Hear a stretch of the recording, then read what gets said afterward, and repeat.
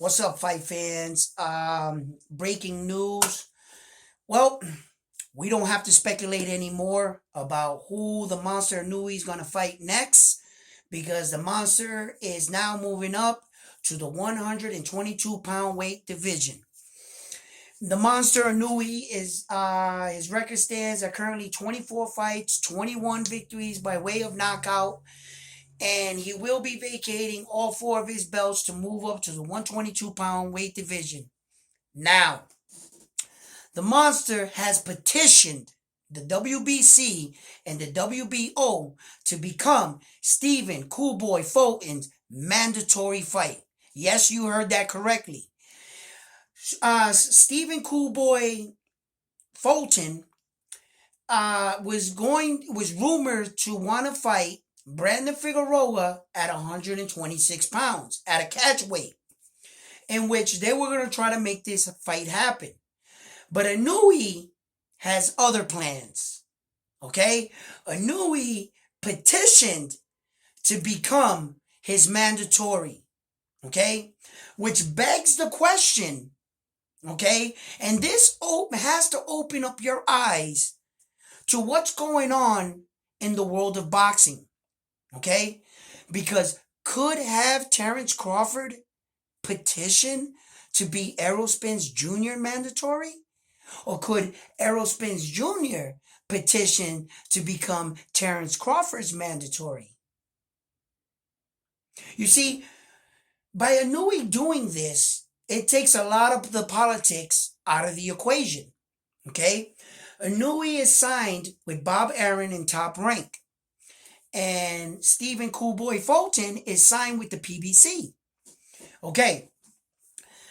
What this means is that Naoya petitioned the two sanctioning bodies to become his mandatory, which means that now all they have to do is figure out the where, the when, how much they're going to get paid, and let's get it on. Okay? That's how fast the fight starts being made once the fighter petitions to be your number one contender. You're mandatory to your throne, to your championship. Okay? Now, true indeed, fighters get overlooked. And there are some champions by the name of Devin Haney that has all four belts, and miraculously, none of his number one contenders have petitioned to fight him. Wow, what a coincidence, right?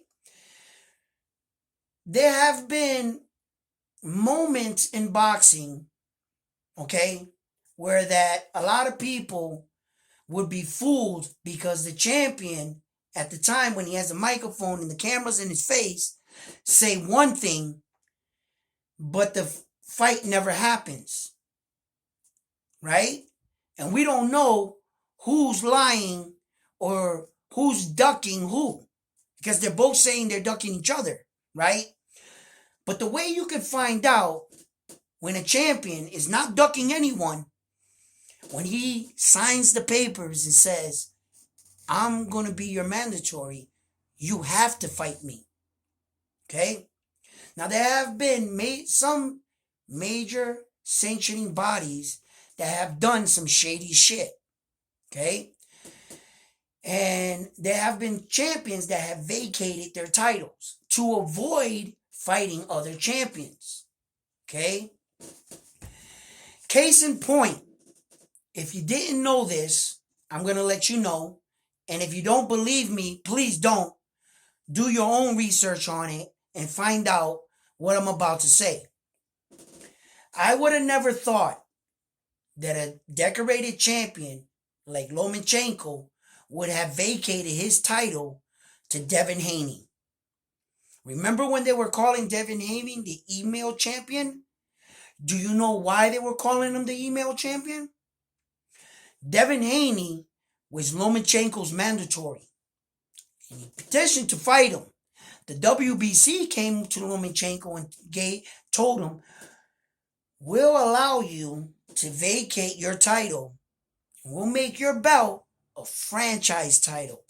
I would have never thought that a fighter such as Lomachenko would have allowed the WBC to taint his world championship.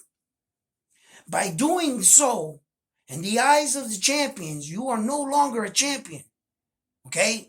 When your championship title that you hold no longer honors mandatory, what kind of champion are you? Okay? Every kid or every boxer's dream is to get a shot at a world title.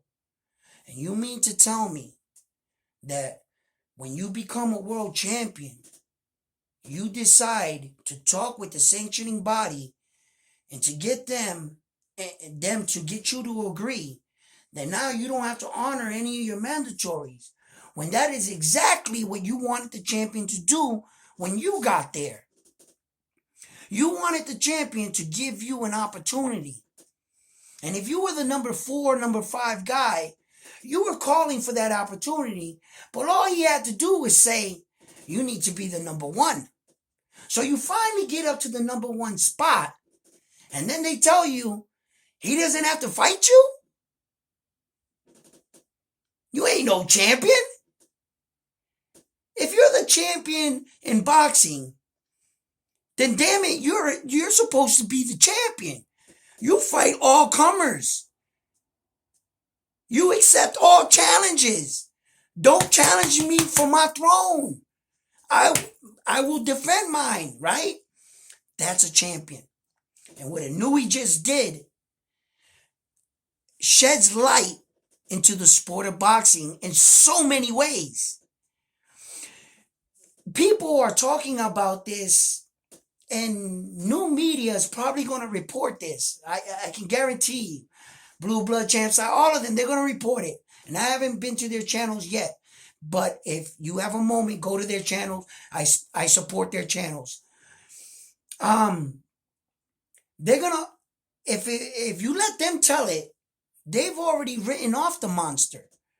I guarantee you, they're going to say some pretty nice things about the monster. They're going to talk like they're respecting him. But then they're quickly going to write him off and say how Fulton is going to beat him. That's what they're going to say. Okay? And according to them, if you let them tell it, Fulton's probably already beat Inoue, beat the other guy, and he's on his way to fighting Brandon Figueroa at 126. If you let them tell it. Okay? Fulton, if you ever hear this, or if anybody can ever relay the message to him somehow, right? Don't buy into that, brother. Show up for this fight, Fulton. All right? You're a great fighter, bro. And don't buy into any of those narratives that he's too small, that you're too fast, that you're too big. Don't buy into that. You train your ass off, Steven Cowboy Fulton, and you show the world that you are who you are. You don't let nobody come and take your belts. You don't let them take them out of the United States. Those belts are staying here. And it's your job to keep those belts here. You understand me? There is nothing I take away from Fulton. He's an American champion. That's my guy. But I'm giving respect and credit where credit is due. And Naoya Inoue is a real threat. He is a real threat, and he's coming for that throne. And you better step up, Fulton, because this is your time. Right here, right now, he has petitioned to fight you. He has challenged you for your throne. Nah, brother. No, man. No, if you challenge a king's going to step up. You challenge a champion, he's going to answer the call. And you're going to answer that call. But you got to come in well prepared. Because the monster, is who he says he is, man. And do not underestimate this kid. Do not underestimate this guy. Okay? Because the monster, he is something else. Okay? And if Fulton can nullify his power, I can see Fulton nullifying his power, but can he make it an interesting fight? Can he nullify his power and give it to the monster and make it a great fight? Okay, I don't see Fulton knocking out the monster. With only 8 knockouts on his record, he's not a real big power puncher. But he is the stronger man. And he might be able to take Inoue's power. That's yet to be seen. Okay? Fulton possesses a lot of great skills. He fights real well off the back foot. He cuts corners real good. He understands distance and angle. He knows mid-range, out-range fighting. He knows he can fight in the inside. He fought with Brandon Figueroa in the inside, so he proved that he can fight on the inside. So, Fulton possesses the tools and the ability to beat Naoya. Okay? If anybody can beat the monster, it's this man right here. Okay? Flip side to that quarter. Okay? Alright?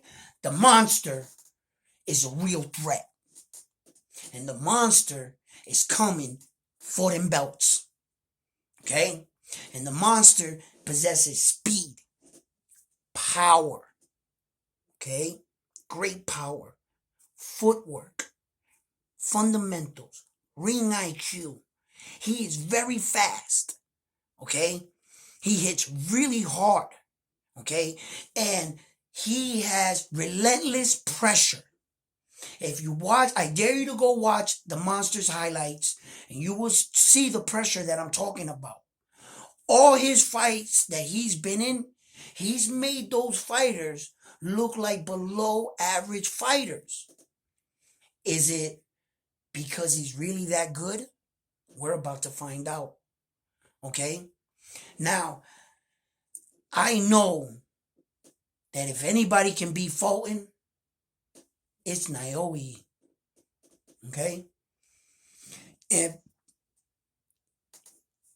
there is more chance that Fulton, had Naoya not come into the division and fought him right away, there was more chance of Fulton leaving the division, because it's no rumor he's growing out of the division. So this is a real intelligent move for Naoya, not only for him, but for his legacy. And when we look back and we talk about the great champions, they're going to mention Monster's name. Shall he be successful, beat him, and then go after the other guy for those 4 belts? Do you know what we're talking about here? The first man to move up in 2 weight classes and to take all 4 belts? He has an opportunity to do so. To get where he's at is crazy to think about. Because let's all be honest, winning 1 world title is hard enough. Just one. A real world title. Okay? Never mind doing it in multiple divisions, having all 4 in yours, vacating those belts. No one beat you for those belts. You just gave them up. To dare to be great, to move up, to get the opportunity to win more belts. That's a champion, man. I can't say enough about what Naoya is doing right now.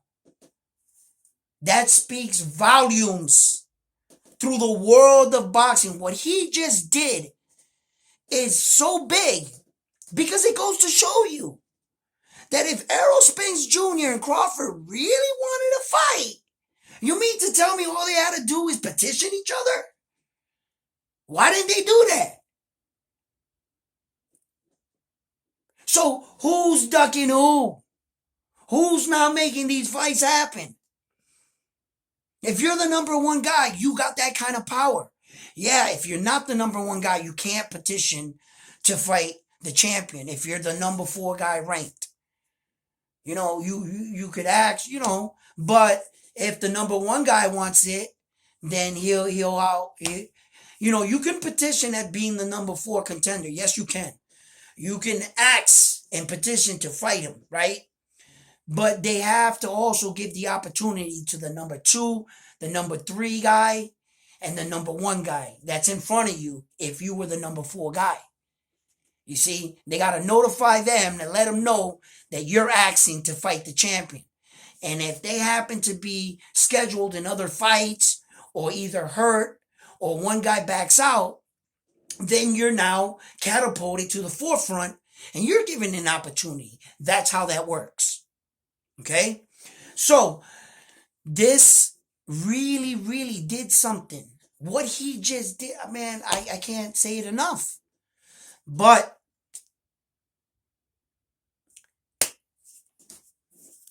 Naoya, he's showing that if you really want fights and you want to make them happen, you don't always have to please the masses, all the promoters, all the boxing networks, pay-per-view, all that stuff. If you are in position to petition the champion to become his mandatory and you really want a shot at that title, you can do so. Okay? And he just did. He just did. So there's no more speculating. Steven Fulton is not fighting Brandon Figueroa at a catch weight at 126 pounds. Though that fight is off the table. Okay? All they have to do now is figure out the where, the when, how much they're getting paid, and like I said, let's get it on. Okay? I can't wait for this fight. I want to know who's on the undercards. Top Rank they have a lot of great fighters coming out. I just want to mention real quick. What's it? Keyshawn? He just fought in Madison Square Garden on the undercard. Wow. That kid is impressive. He had 6 fights. He's been to the Olympics. He medaled in the Olympics. And they put him up against a guy that had a record of 34 fights, and a Mexican fighter. And he also had been given 3 shots at a chance of winning a world title. So this is a guy that have fought numerous world champions, has 34 fights, and then is an experienced boxer. Okay? They put him in with this kid that has 6 fights and 5 knockouts. Okay? Now, before the fight started, I knew very little about him. I seen him on YouTube in a couple arguments with some big name guys, but I never really seen any of his fights. Man, when the fight started, I knew right away he is ahead of his time. He is truly ahead of his time, and he is well coached, well disciplined. What I took away from the fight actually had nothing to do with them fighting inside the ring, but his ability to shut out the crowd. And I guess it takes place in the ring, but his ability, when he had the guy hurt, a young fighter like that sometime feeds into the crowd and they can make a mistake and go in when he had him hurt and the crowd started going crazy. I started cringing. I was like, no, because I didn't want him to go in. Listen, he stayed disciplined. He stayed to the game plan. He stayed focused. He didn't give the other guy an opportunity.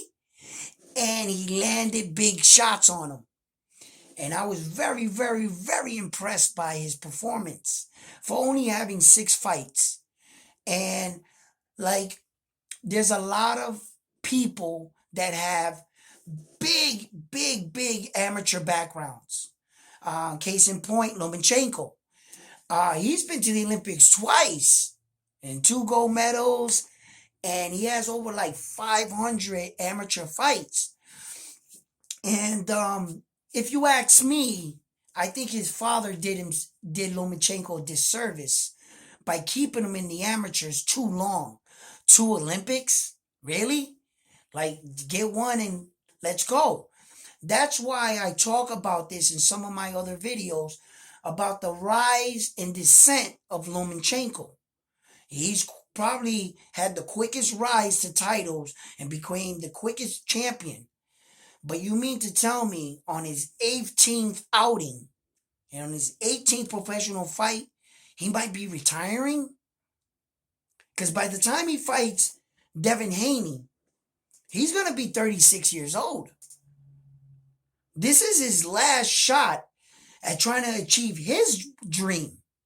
His dream is to have all 4 belts in just one weight class, which Naoya has already done and vacated. So this is Lomachenko's only shot.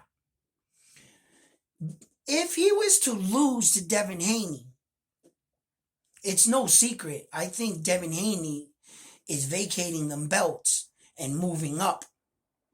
Okay? And if he was to vacate those belts, Lomachenko would have to fight 4 guys to get all 4 belts. How long would that take him? He would never get an opportunity to fight for all 4 belts again. So that would be his 18th fight. And if he loses that fight, I think Lomachenko retires. So you mean to tell me you're going to retire in your 18th professional fight? Shit, you should be coming up on a contender spot or a shot at threatening for the title at 18 fights. Some fighters don't even get an opportunity at 18 fights. You know, what separates, and I want to bring this up, Jerron Boots Ennis from Errol Spence Jr., okay? They are coming up in the same era, okay? They have about the same amount of fights. And Errol Spence Jr. has 3 belts. The difference between Errol Spence Jr. and Jerron Boots Ennis is that Errol Spence Jr. dared to be great early in his career. Okay? Where that Jerron Boots Ennis, okay, they wanted to move him along well. No, beat this guy. You know, okay, let's see what you do against a lefty. Let's see what, you know, and his handlers and his management were moving him along well. Okay, and just like Errol Spence, handlers and managers, they were moving him along well. But Errol Spence dared to be great. And he went across seas to the enemy's territory and fought in his backyard to beat him and to take his belt. And for a lot of fighters to do that early in their career, you don't want to damage your fighter, and you don't want to put your fighter in a situation where that, you know, sink or swim type thing, but sometimes it's called for. It's either you're going to do it now or you're never going to do it, right? And that's what separates them two. Errol Spence Jr. got there first. You see? Had Jerron Boots Ennis taken bigger risk early in his career, he might have gotten there first. That's the only difference between Errol Spence Jr. and Jaron Boots Ennis, because they're damn near the same age. They got damn near the same record, right? And they're fighting in the same era. But now, Jaron Boots Ennis is on the outside looking in, while Terrence Crawford and Errol Spence Jr. hold up the division. Because that's what they're doing. If they're not fighting each other, then what the hell are you doing? You're just holding up. Bro, for the past year and a half, no one's got a shot at those titles. That's 4 belts right there that no one's fighting for. They're just sitting on a shelf collecting dust. Thank God Terrence Crawford stepped up and said, you know what? I'm not going to follow suit. I need to fight. So he took his belt off the shelf and threw it in the ring and said, let's go. Right? And he went and did what he had to do. Okay? That's all I'm saying. That, you know, sometimes you look at fighters that you're wondering why they're not given their opportunities, or why the politics are not making these fights happen, and what's behind a lot of these things. And now we can clearly see that sometimes you can take your power as a fighter and you can dictate your future if you put yourself in the right position. If you're up there and you got that kind of power like the Monster has, and he comes into your division and right away, hey, you, let's go. Outside. Me and you. That's what kind of shit Inoue's on. And I respect it. And I respect it. Damn it, don't I respect that. You know what I'm saying? And I can't say it enough. So there you have it. There you have it. There's no more speculation. There's no Brandon Figueroa fight at 126. That's gone. Okay? Real fight. They making it happen. And it's going to go down. Don't know when.